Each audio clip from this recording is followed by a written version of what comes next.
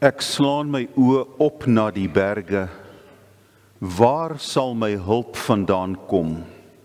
My hulp is in die naam van die lewende God, wat hemel en aarde geskape het, en alles wat is, ook vir my, wat my vashou, wat my nooit sal laat gaan nie, wat my boek en my naam in die boek van die lewe geskryf het, en my hoop gee in Christus, die verlosser van die wêreld.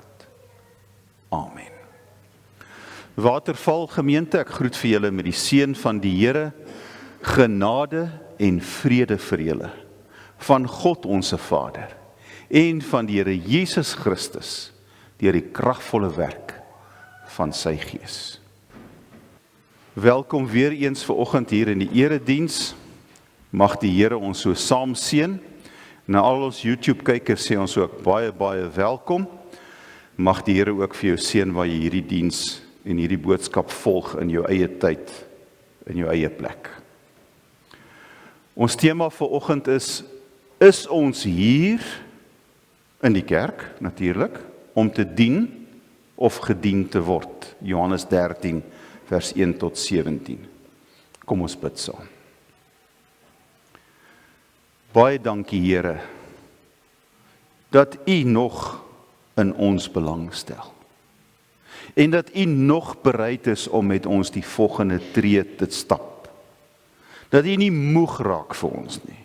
Dat U nie afgestomp raak en nie eers meer in ons wil belangstel nie.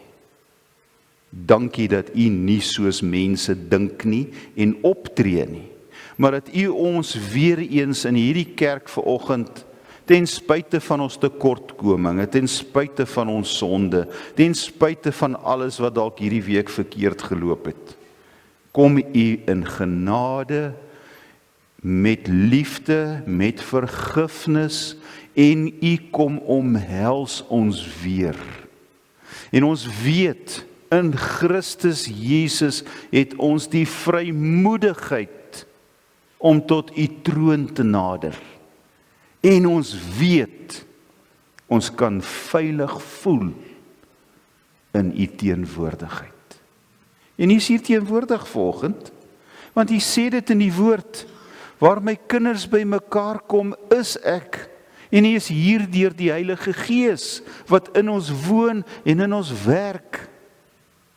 En U gebruik ook die woord om ons om te praat, om 'n beter week te hê as verlede week, om môre meer te doen soos U wil hê, om te verander, om te verwyder, om agter ons te sit, om vorentoe te kyk.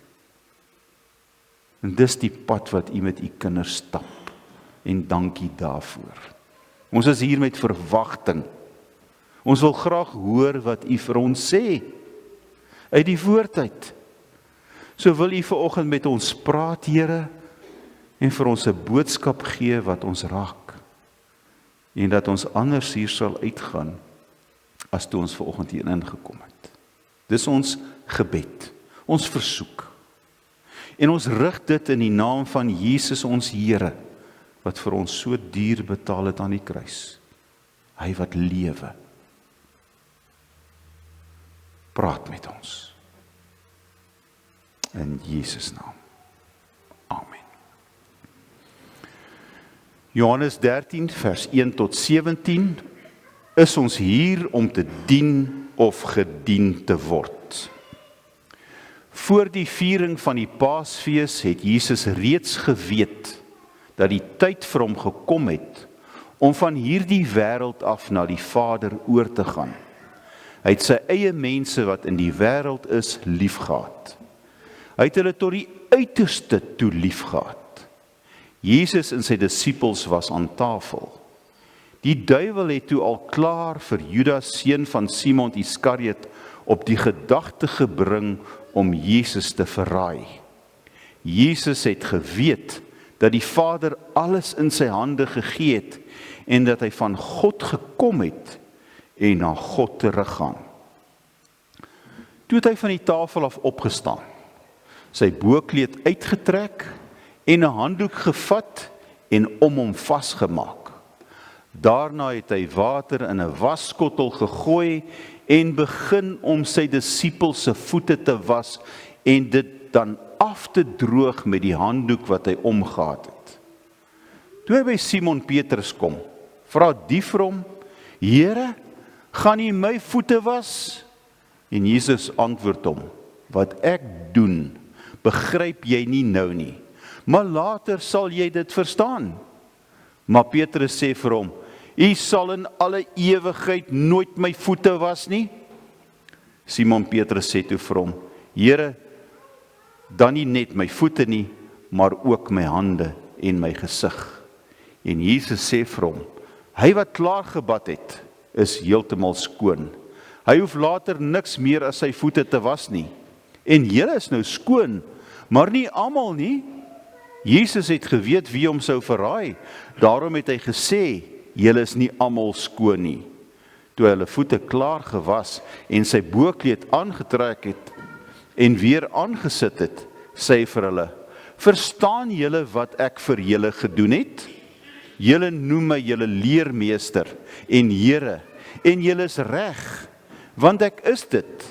As ek wat julle Here en julle leermeester is, dan julle voete gewas het, behoort julle ook mekaar se voete te was.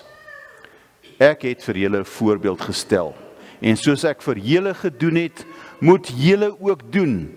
Dit verseker ek julle: 'n slaaf is nie belangriker as sy eienaar nie, en 'n gesant ook nie belangriker as die een wat hom gestuur het nie. Julle weet dit nou. Gelukkig is julle as julle dit ook doen. Tot sover ons skriflesing.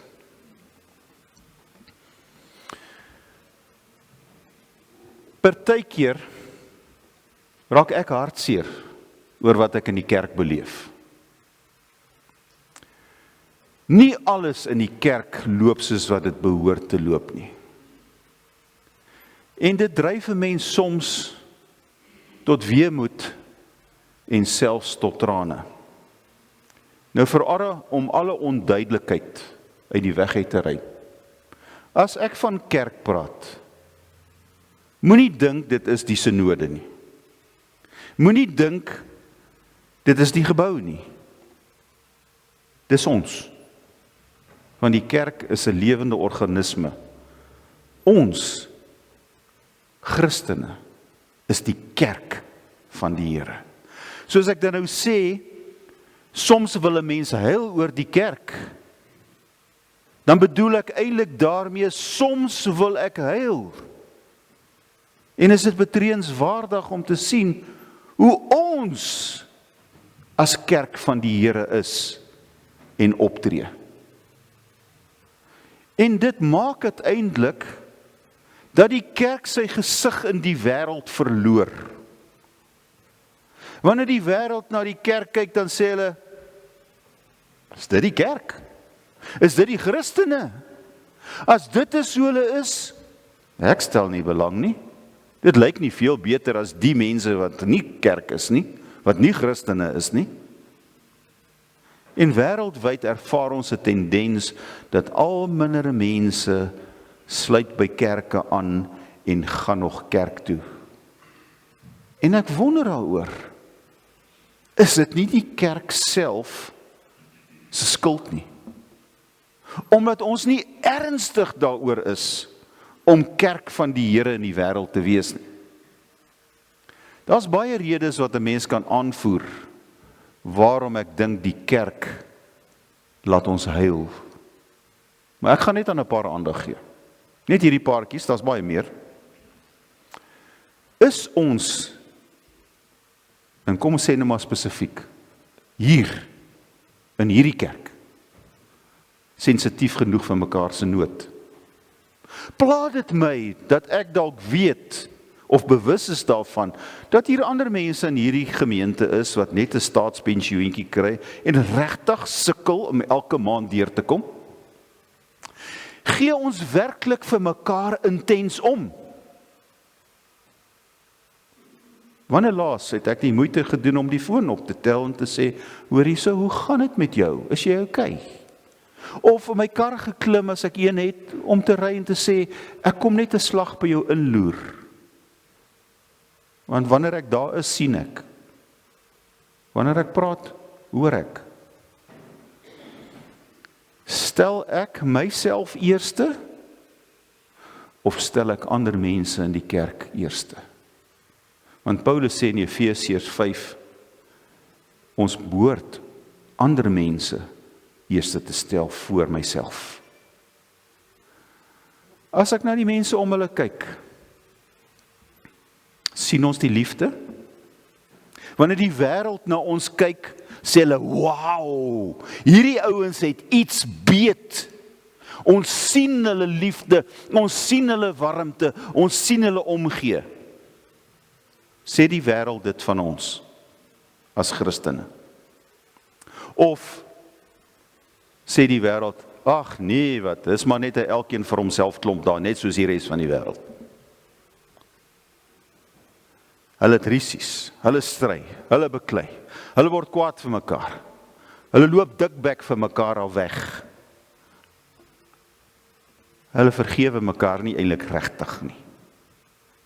En daar's too many chiefs and too little Indians. Want dit gebeur ook baie in die kerk. Dat soveel mense wil graag in leiersposisies wees, wil graag in charge wees. En as ek nie kan wees nie, en as ek nie my eie stempel kan afdwing nie, dan vererg ek my, dan onttrek ek. Los die besige bye, los die kerk, los dit, man ek wil niks meer nie, want ek kry nie my sin nie. Is dit waaroor dit gaan in die kerk? En dan kyk die wêreld na ons. Ons wat op die wêreld 'n impak moet hê, wat die wêreld moet verander. En ons hoef nie te preek nie. Hulle moet maar net kan sien hoe ons lewe en hoe ons met mekaar werk. En dan huil ons.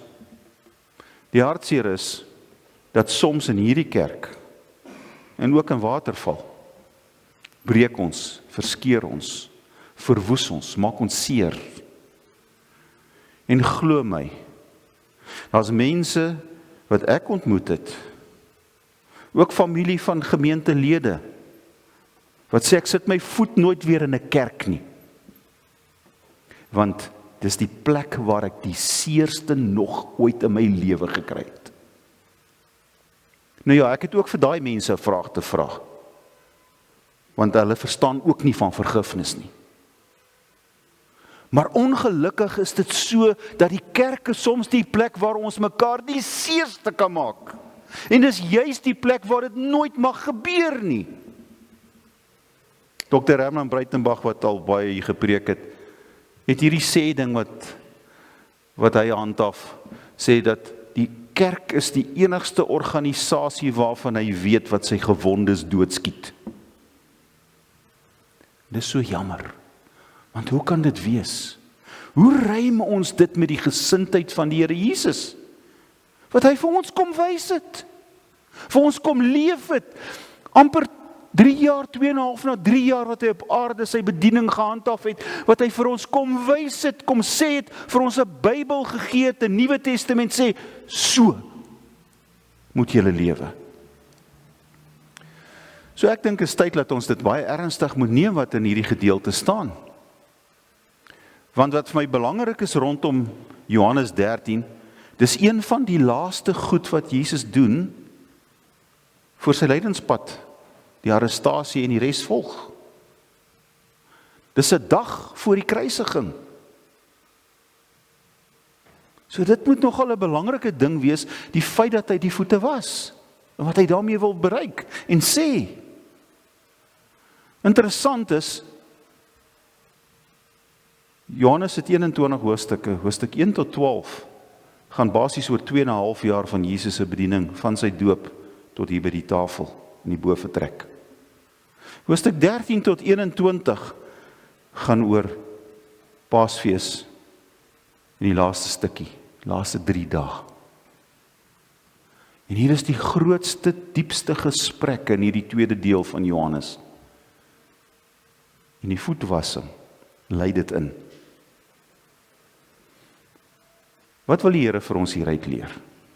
Ek het 4 puntjies, daar sien julle dit. Kom ons gaan deur hulle. Hy het hulle lief gehad. Die teksgedeelte begin met hierdie eerste vers, wat hy sê, hy het sy eie mense tot die uiterste toe lief gehad. Een van die ander vertalings praat van tot die einde toe lief gehad. Maar ek dink nie dis heeltemal die korrekte betekenis van die Griekse woordjie daar nie. En dan hierdie eie mense maak ons so 'n bietjie verward. Maar die Here Jesus het gesien die Jode verwerp dit wat hy leer en wat hy sê. Daar's 'n renons teen hom. So Israel is nie meer die mense vir wie hy gekom het nie, want hulle wil nie glo nie. Maar die wat hom volg en die wat hom glo, hy het hulle tot die uiterste lief gehad. Hy het hulle so lief gehad dat hy sy lewe gegee het. En hierdie woordjie liefde is weer van die agape af, agapao, met die goddelike liefde lief gehad. Met 'n liefde wat ons nie kan verstaan nie. En tot die uiterste, in ander woorde, hy het dit deurgevoer. Hierdie liefde van hom is tot in ewigheid en is so intens dat hy sy lewe vir hierdie mense aflê. Hy het hulle tot die uiterste so lief gehad dat hy vir hulle wys hoe lief hy vir hulle is. Dat die koning, die Here, die meester op sy knie gaan en sy disippels se stinkvuil voete was. Hoeveel meer bewyse wil ons hê? Ek het hierdie week weer 'n gesprek met 'n kliënt gehad wat ek baie jare ken en wat ek weet is 'n kind van die Here. En toe ek sê, is jy nog by daai kerk? Hy sê, nee, ek gaan nou nog geen kerk toe nie. Ek sê, maar hoe nou so? Sê vir my, want God kan nie 'n God van liefde wees nie. En daar's redes wat mense aanvoer. As jy deur pyn en hartseer gaan, dan vra jy daai vraag. Of as jy seer kry in die kerk, dan vra jy dit ook. Maar ek dink, wat die Here Jesus hier doen, is om te wys hoe lief hy werklik het. Want kom, ek is met jou eerlik. Moet my nie vra om jou voete te was nie, want ek gaan dit nie doen nie. Maar hy doen dit. En al 12 van hulle. Hy doen dit. So moet nooit sy liefde bevraagteken. Ons het al baie dit gesê, die kruis is die ergste, wreedste dood. Maar hy doen dit vrywilliglik, omdat hy ons tot die uiterste lief het. Tweede puntjie is, hy is dienskneg. Wie is die Here Jesus? Hy is die seun van God. Hy is God, hy is Kurios. Hy heers van ewigheid af tot in ewigheid. Hy was by die begin van die skepping, Genesis 1, Elohim meervoud. En dan sê Kolossense dit ook, die hele skepping is deur hom gemaak, vir hom gemaak. Hy is daarby betrokke gewees. 1 Johannes sê hy dit, in Johannes 1 staan dit, van die begin was die woord en die woord was by God en die woord het na hierdie wêreld gekom. Hy is God. En dan Eksodus 3, wat ons in Afrikaans lees, Here, Jahwe, Here sê Moses, of Moses sê vir die brandende bos, wie moet ek sê het my gestuur?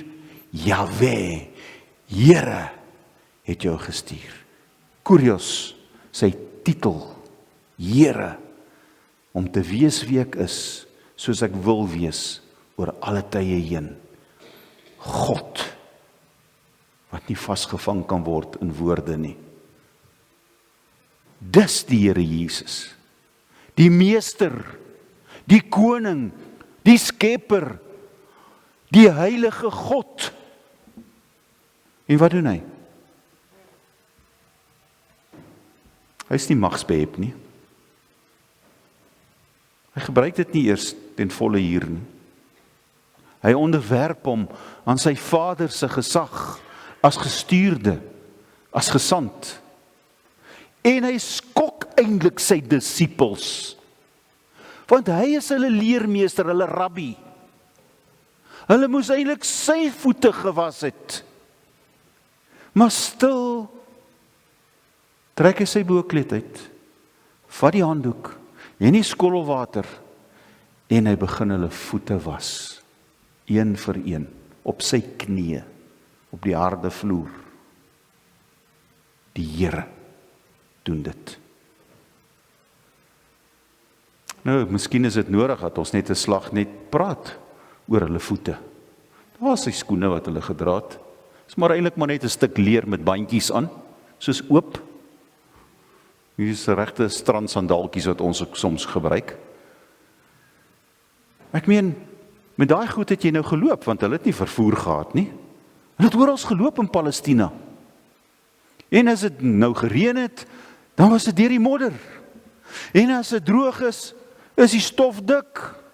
So jy kan nou dink hoe lyk jou voete, tot by jou enkels is dit bruin van die stof. En, nou ja, ons weet mos nou, hulle het nou nie daarom elke dag gebad ook nie, so by elke voordeur, omdat dit die situasie was, van elke voordeur van 'n huis het daar altyd 'n skottel gestaan, en in daar 'n kruik met water gestaan, en was daar 'n handdoek, want die idee was dat jou voete moet gewas word voor jy na huis ingaan. Maar die ergste daarvan, jy het dit nie gedoen nie. Dit was vernederend om aanhou se voete te was. Dit was die slaaf se job. Want die slaaf het met sy kaal bolyf het hy die handdoek gevat en het die gaste wat gekom het se voete gewas. Dit was 'n werk vir 'n slaaf. En 'n slaaf is niks werd.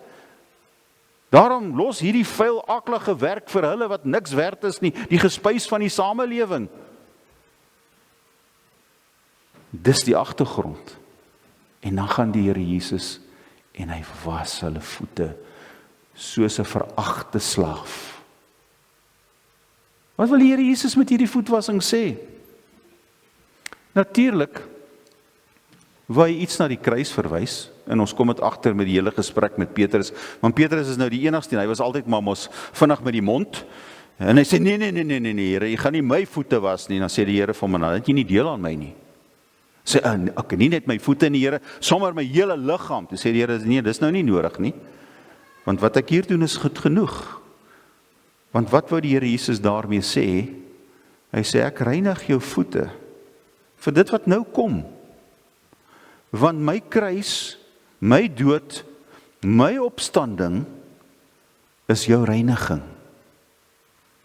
Petrus, ek reinig jou, soos hierdie water jou voete skoon maak, so gaan ek jou reinig met my genade, my verlossing van jou sonde, vir jou die ewige lewe moontlik maak. Dis die simboliek daarvan, dat die Here hulle was. So daarom die idee wat hy vir Petrus wil gee, nee, wat ek hier doen is genoegsaam. En ons hoef dit nie weer te doen nie. My kruis, my dood is genoeg om jou te red. Jy moet dit glo. En ek doen dit een keer, want dit is vir altyd. Jy hoef nie weer en weer gekruisig te word nie. Glo dat ek jou reinig. Dis genoegsaam. En daarmee wil Jesus hulle 12 motiveer, -1 natuurlik, en wil hy vir my en vir jou motiveer. Wil hy met hierdie hele daad van reiniging, wil hy eintlik vir ons iets sê. Daarom vra hy vir hulle, verstaan julle wat ek vir julle gedoen het? Verstaan julle? As ek wat julle leermeester is, wat die koning is, wat die Here is, julle voete kon was, behoort julle mekaar se voete te kan was. Ek het vir julle 'n voorbeeld gestel. En soos ek vir julle gedoen het, moet julle doen. Nou party mense neem hierdie baie letterlik. Ek hoor van mense wat by 'n geleentheid, vriende sal hulle sommige ouens se skoene uittrek en hulle voete was. Dink jy dis wat die Here Jesus hier bedoel nie? Dat ons moet nou gaan en aanhoudend mekaar se voete oral te was nie. Ek het nou al gehoor van dominees en pastore wat dit sommer in die kerk gereël was uit die hele gemeente se voete. Ek gaan dit nie doen nie. Sorry. Dis nie wat hy wil sê nie. Dit gaan oor meer as dit, as die fisiese was van die voete. Dit gaan oor diens doen. Dit gaan oor 'n gesindheid. Die Here word slaaf tot diens van ander. Hy lê sy lewe vir mense af. Hy neem die diensknegt gestalte aan. En hy verwag dit van sy disippels. Get off your high horse. Ons is hier vir een ding, en dit is om mekaar te dien, en om die wêreld te dien, met God se genade. Ons is hier tot diens. Daarom wees nederig en verstaan dat God ons geroep het as diensknegte. Want dit is wat ons almal hier is. My titel as dominee is niks. Ek is diensknegt van God en diensknegt van Waterval gemeente. So niemand is te belangrik om te dien nie. Niemand nie. Ons is almal op gelyke vlak as diensknegte om mekaar te dien, want dis wat die Here Jesus wou sê en dis wat hy van ons verwag. Net so eentjie vorentoe. Toe stry hierdie lot onder mekaar, Petrus en Johannes. Nou stry oor, Here, wie is die belangrikste in die koninkryk van God? Ja, Here, ek aan die regterhand kan sit en gaan Petrus aan die linkerkant en so aan. Nee, wat sê hy vir hulle? Niemand is belangrik nie. Om te dien. Dis wat belangrik is. So 'n posisie in die kerk maak jou nie belangrik nie. Dis jou diens aan God. Of ek nou 'n voorsitter is, en of ek die dominee is, en of ek nou 'n kommissie dryf, en of ek nou wat ook al in die kerk doen, ons is in diens van God, om mekaar te dien. So, ek moet eintlik deur diens klein word. Dis wat dit beteken, ek moet klein word. Hierdie teks praat met ons vanoggend, want ons is die kerk, ek en jy, en hierdie kerk is daar nie baas nie. Sê dit maar reguit. Ons is almal klaase. In hierdie kerk is ons almal diensknegte. In hierdie kerk is ons daar om die tweede myl te stap, om mekaar te help.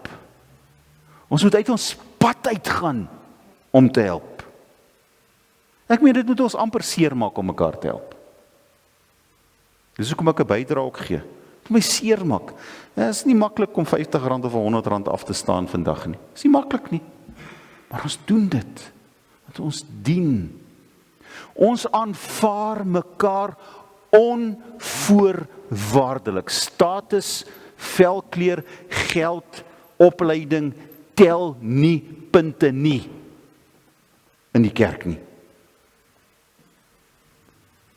Jakobus sê dit ook, dink nou net, as julle nou die ryke daar sien kom sê, kom sit jy hier so voor, hoe gaan daai arme man voel wat niks het nie? Moet hy agter gaan sit? Of moet ons hom nie eers laat inkom nie?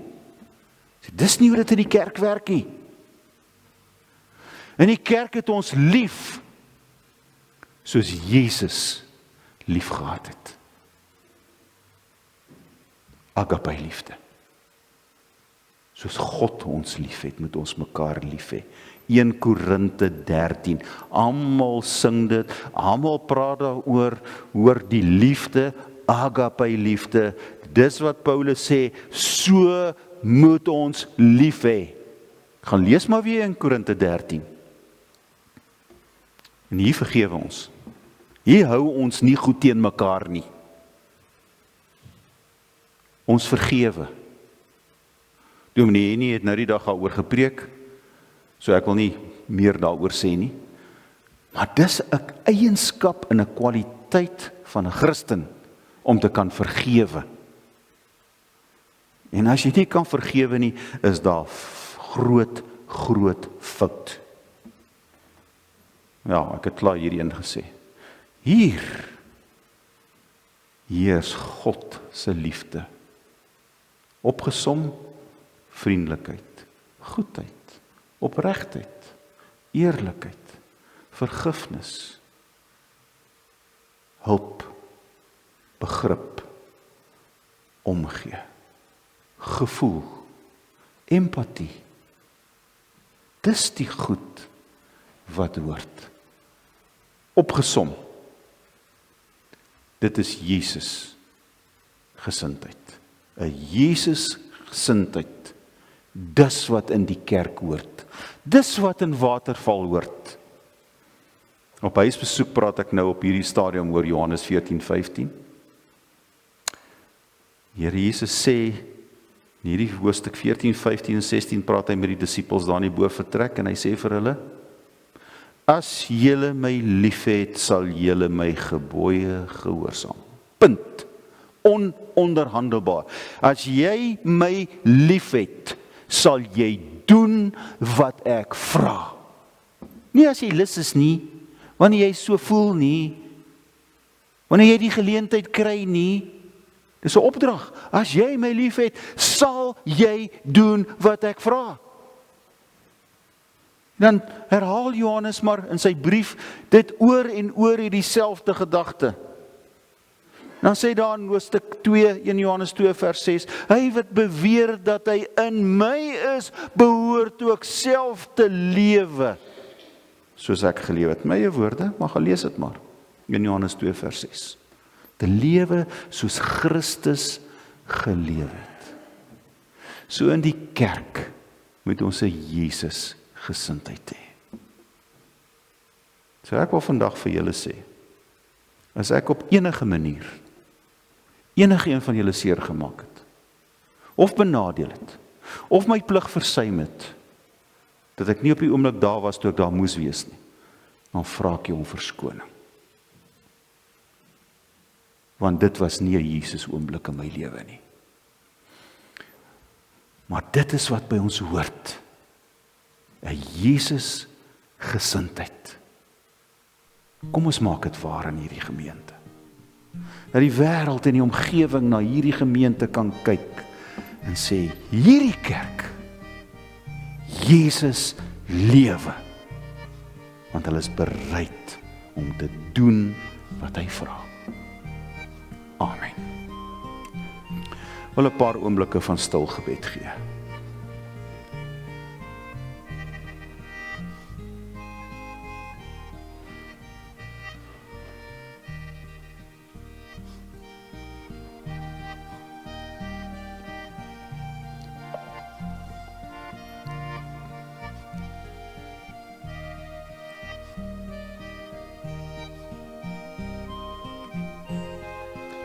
Here, vandag is my gebed, ek moet minder word en U moet meer word. Gees van God, verander my soos U wil hê ek moet wees, soos ons Here Jesus vir ons kom wys het. Amen.